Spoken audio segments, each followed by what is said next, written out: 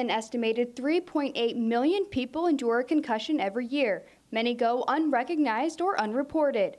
Football players have a 75% chance of getting concussions, and female soccer players are at a 50% chance of getting one.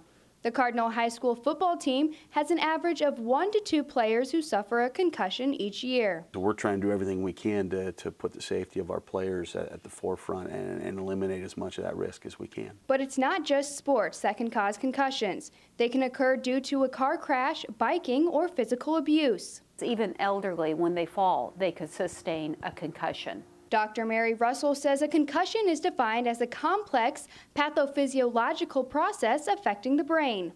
Concussion may be caused by either a direct blow to the head, face, neck, or it can be caused by a force somewhere else on the body that has an impulsive force that's transmitted to the head. There are 3 series of grades to define a concussion. Grade 1 is no loss of consciousness.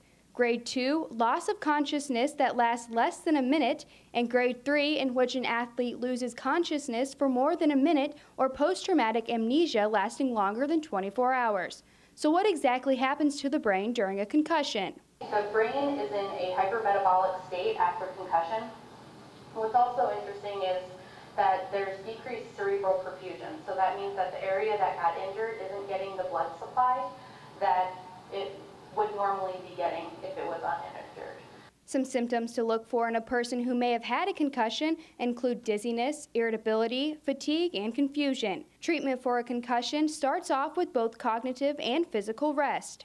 Cognitive rest means laying in a quiet, dark room. That means no video games, no TV, no computer, because that really tends to bring on more severe headaches. Dr. Mary Russell says most concussions resolve on their own. The recommendation would be for strict adherence to the 5-step graduated return to play, because moving through the steps too fast will put athlete at risk for second impact syndrome and prolonged symptoms. It's very important that they're not heavily sedated because that will mask some of the signs and symptoms. If you believe you or someone you know has endured a concussion, the best thing you can do is have them evaluated by a medical provider. Reporting in Ottumwa, Iowa, Alex Wilson, KTVO News.